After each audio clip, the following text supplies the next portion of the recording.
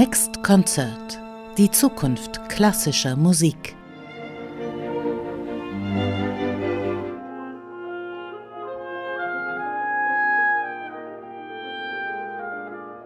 Good morning for this podcast. It's an early morning for me, a later morning in Bukarest, where I'm connected to Vlad Maistorovici, and we're talking about lots of wonderful music playing with you as a violinist, music writing with you as composer, and music arranging because you are a conductor, and that is happening at Enescu Festival in 10 days' time. There's a huge concert coming up, which you created for your three personal roles. So let's see into that. What is your aim in this program?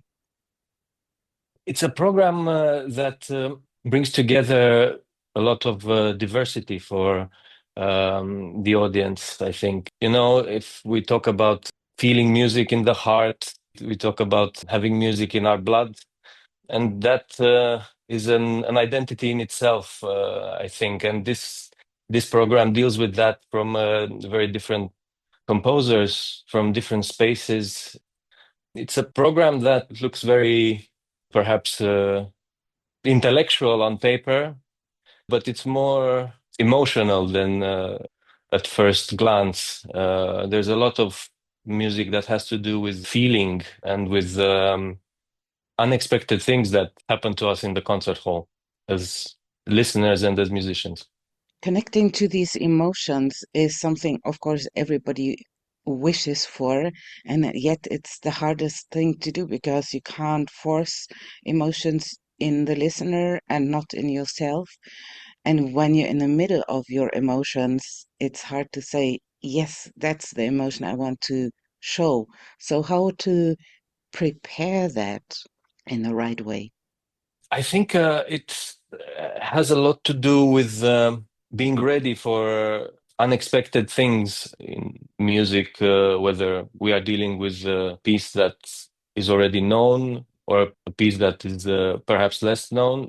There is no world premiere in this program, but there are some pieces that are perhaps better known to the audience at the Enescu Festival, like Enescu's Chamber Symphony.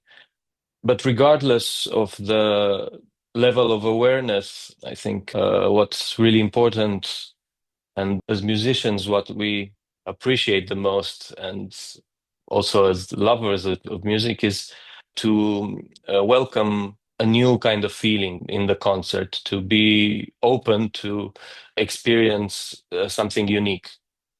Something unique is that you are taking on three roles in this concert as a soloist, composer, and conductor, but you're not wearing three hats in turn. Your audience can experience how all three positions melt into one another. Mark Turnage's Romanian Rhapsody is a good example for that because he was my composition teacher and he composed this piece for me as a performer. It's a question for me to divide the roles, which I am used to doing, it's something that I enjoy actually. Sometimes you work with the composer, you get to have perhaps some influence. I did not in this particular collaboration because that's how we decided to work, and I was very keen to not have our composer relationship to be involved in the composer-performer collaboration. In a way, it's a very old-fashioned approach that as performer, you try to get inside the mind of whatever composer you are performing, whether it's somebody from 200, 300 years ago. You do your best for your own mind, not to be in the way or to disturb these ideas that are there to be brought to light. And this is very different from composing or even from having control, let's say, over the whole program and the whole experience of the event performance. That's actually a very interesting thing because there's this one little frame you just showed, where you're very close to the composer and you know his way of writing, and you'll be in the role, you know you're going to be in the role as a main performer, as the soloist, and yet you want to appear as if you're just the performer and the connection to the composer is not important. And that's very interesting. Why would we want to divide the roles so much to make them so clear? And versus that, you're showing the program here where you say, okay, I'm putting everything on the table.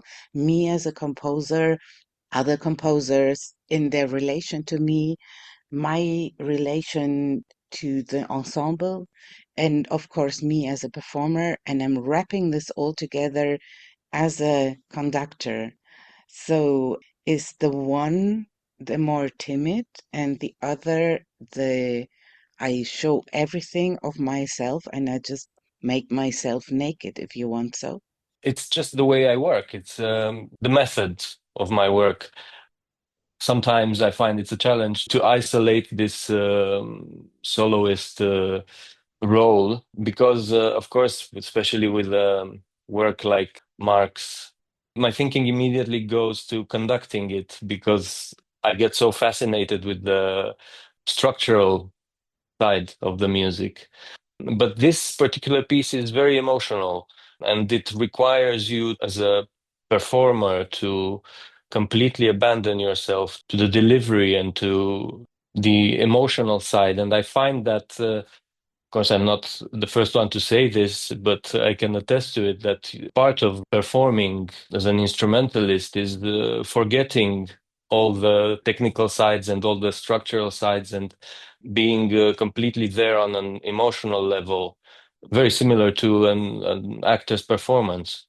And sometimes it can get in the way to think about the structural things while in the flow, while performing.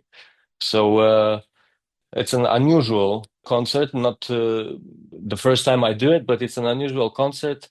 And yes, usually we would do it with a soloist, but as things have panned out, I am hopefully not putting absolutely everything on the table, but certainly three aspects. At least you're not afraid to put things on the table, and that's a great compliment from my side because it's really a stressful situation when you have to pull all the strings and at the same time be free enough to come in as a soloist.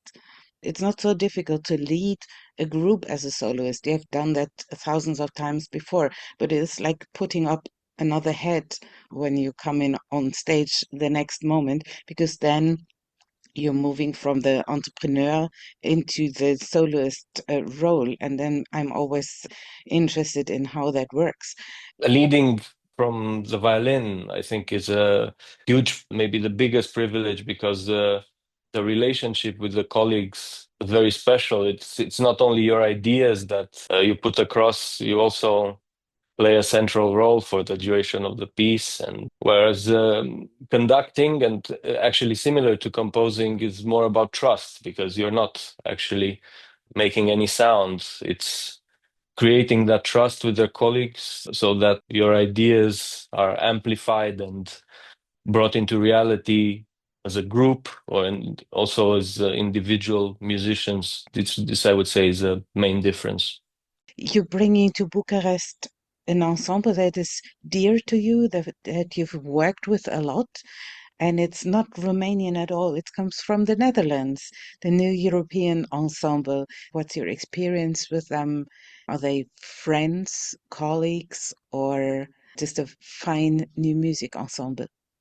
The collaboration goes back almost 7 years. It's a fantastic group of musicians, incredible performers, and many of them conductors and composers and chamber musicians. And I've had the chance to work with them in different diverse situations as performer, as composer, as conductor, as touring musician. Along the years, we've put together very, very interesting projects, and it's very nice to be able to do these pieces in Bukarest.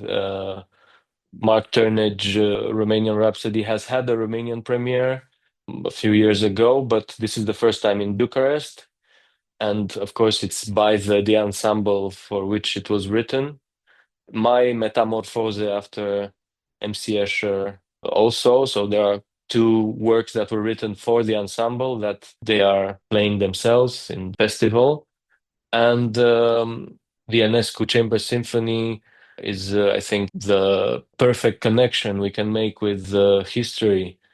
Like myself, the ensemble, and in many of our programs, new music is presented in a conversation with the music of the past. And I think that's important to give the audience a chance to enjoy this diversity, experiencing repertoire, hearing repertoire alongside each other in the same musical experience. That's something I believe in, that's something that I try to do every time.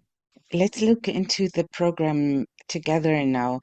Of course, all the pieces are really related to you because you either performed them already, or they are written for you even, or they are very close to your life when you were a young composing student. So do the pieces show different sides of yourself, or is there a storyline within the pieces and a connection of styles, for example? No, on the contrary, it's an eclectic program. The theme of the concert started from putting together Turnage's Romanian Rhapsody with Enescu's Chamber Symphony for 12 instruments. And the idea behind this is the fact that Mark Turnage's piece has a title that makes us think of Enescu more broadly to the 19th century rhapsody, romantic nationalist genre. Of course, Enescu excelled in this as a young composer. It's not the Romanian rhapsodies that we have in this concert. On the contrary, we have the piece at the end of his life, the Chamber Symphony. But I think the conversation between these two pieces is all the more interesting because in the Chamber Symphony we see an Enescu that looks towards modernism and synthesizes his Mahlerian scale symphonic thinking with his chamber vision, which he developed over a lifetime, and where arguably we have the most striking and unique voice of Enescu. So in this chamber symphony, which he wrote, the last piece he completed, because after that he did work on a couple of other major works. But this is the last one he completed, and we see this synthesis of lifetime and the fact that he was, although he's seen as a late romantic composer, he was not an enemy of modernism and of modern expression. This invites us to look in a backward way into the program because we now know where you're concluding, and that sort of Mark Anthony Turnage is introducing this, or is directly confronting himself, his work, his music with Enescu, with the late Enescu. So before we have a wonderful piece of Dan Dediu, which I, when I listen to it, cannot directly connect to Mark Anthony Turnage, but of course to Enescu. So, in how far is that the piece that is supposed to be before the two? This is a piece that I am very fond of. It's work dedicated in homage to Ștefan Niculescu. This also has a very interesting approach, a different kind of approach. I would say the Dediu and the Van der A have the connection to a perhaps more naturalistic approach to this idea of the way we put our heart into music. Because Hypercardia at different points in the score calls for the performers to play in the tempo of their blood pulse rhythm, disconnected from the conductor and from the rest of the ensemble.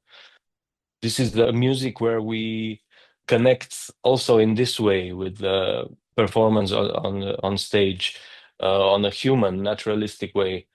And the sound of this music I think, is very rooted in the Romanian school, because it has to do with these layers of beautiful soundscapes, which Ștefan Niculescu developed a lot. Has to do with this kind of border between polyphony and heterophony, where the pulse is not important. It's different free melodies, free melodical contours create these beautiful soundscapes, which I think have a very distinct flavor, Romanian flavor. I'm just aiming at the pulse. Is that to bring all pulses of the performers together in the end so they like play with one heart? Or is that the estimated blood pulse a human being has? So is that, in other words, the measure they are performing in? This is the kind of dialogue between the two, let's call them canvases of music that happen in the piece. Of course, finally, the structure has to be constructed, as we do with classical pieces. And this idea of multiple possibilities of how a piece or part of a piece can be realized is not new, but this idea of connecting it to the individual heart rate of each performer in the ensemble is very intriguing for me. So at different points in the piece, different musicians leave the general pulse, which is shown by the conductor, and follow a tempo given that their heart rate. If they are very nervous, then it will be faster. If they are not so nervous, then it will be a little bit slower, and that creates different timelines within the music. Of course, in the end, the structure calls for the ensemble to complete the piece in an organized way. So, in this sense, it's work like every other. But within it, in the journey in which we follow the music, there are times where it's free and unexpected. Let's just keep that in mind. It's a piece where the structure is there, but the outcome is not really clear because there are elements which forcing the performers and the listeners as well to be always open for a change in the end. Let's quickly clip in Michel van der Aa. His piece I don't know, so you have to tell me a little bit about. But I know that this kind of questions about the necessity of a time structure, of a time frame, is always something that's connected to his work. So, shades of red, in how far is that different colors of changing lights outside? The piece is a conversation about color. So it has four sections that have to deal with color, but we have to keep in mind that this piece was composed in the process of completing his opera Upload, which is it's a science fiction naturalistic subject matter dealing with a protagonist that at the end of his life uploads his identity to the cloud. So this really interesting zone of ideas and this atmosphere of actually being, yes, science fiction, but not very far from where we are. And in fact, with a very strong feeling of realism. So the piece creates this kind of conversation between the instrumental sound that we have on stage with electronic sound, which reworked from instrumental sound or generated, but it's always this kind of alter ego of the instrumental sound, so beautifully done, because these instruments that we play, they are already 100, 200 years old, some of them more than that. And the voice of the instrument is the same, but it's saying new things, and it's in conversation with sound realities that were not even dreamed about when these instruments were built and constructed. And it's a beautiful kind of embedding of these two worlds.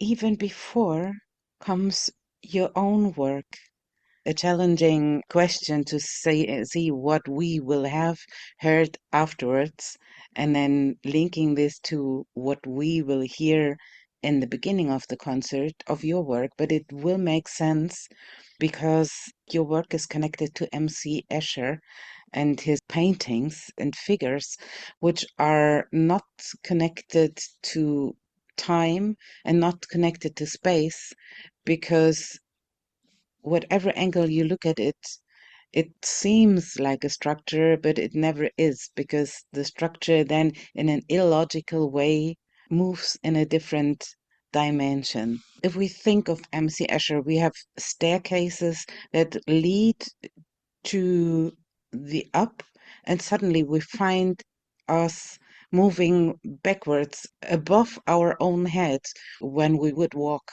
these stairs. Or we have rooms that open in front of us, but suddenly we find it's enclosing around us. And that in a kind of fluent way, so we don't really detect where this image is changing. So that's the artwork to describe his paintings. Mm. Does that idea of changing perspectives, whereas you don't realize there is a change, get about in your music? Escher makes us wonder, seeing his works, enjoying his works, about what the point of view is from where we are presented with reality. His works are full of paradoxes and real things that we deal with every day that are slightly altered, and that makes us wonder if we have a real point of view, if we are looking at the scene from reality from within a mirror, or whether the ground we are sitting on is actually the ground, or it could be the roof, or it could be a sidewall. This, for me, has always been fascinating. And I've been hugely inspired by Escher for a very long time. This piece, another reason why it made it into this program is because it was commissioned by the ensemble, by the European Ensemble, as the Turnage Romanian Rhapsody was also. So the piece is based or heavily inspired by his series of prints called Metamorphose. There are three of them, 1, 2, and 3. They are all related. So Metamorphose 3 is the most complex one that was developed from the first two. The work incorporates lots of themes that Escher worked on in other works as well. But what I would say really inspired me from the beginning from this work is this ability to create a fictional evolution, origin myth, kind of as we follow the fresco. The title of the piece is incorporated in the print, and it turns into a pattern, and that pattern gradually turns into rocks and crystals, which gradually turn into matter, and matter gradually turns into life, insects, animals, birds, and then following that, depictions turn into artworks. We go from a figurative depiction of a natural world to patterns, to stylized depictions. And that turns into a landscape, and the landscape turns into a chessboard, and the chessboard turns back, and finally we end up where we left from, the patterns at the beginning with the title of the work. So it's really like this fictional evolution, origin myth. It could start anywhere, always goes back to the same place and goes on forever. And all these ideas, we find them throughout Escher's work.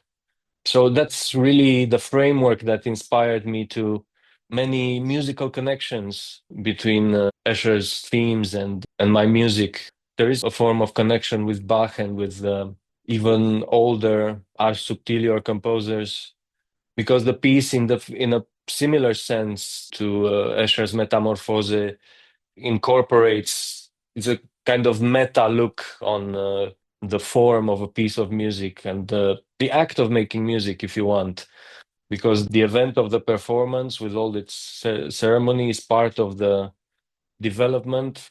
The performance brings about the sound, and the sound evolves into melody, and melody evolves into music, into all the complexity that our music has.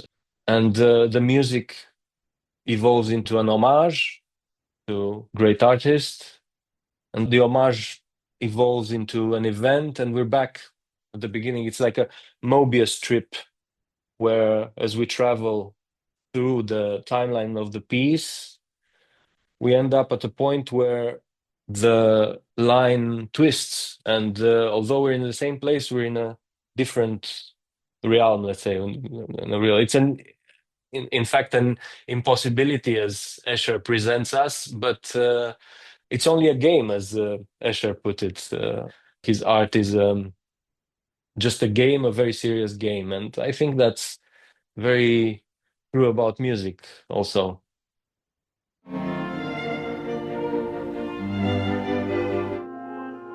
Next Konzert. Die Zukunft klassischer Musik.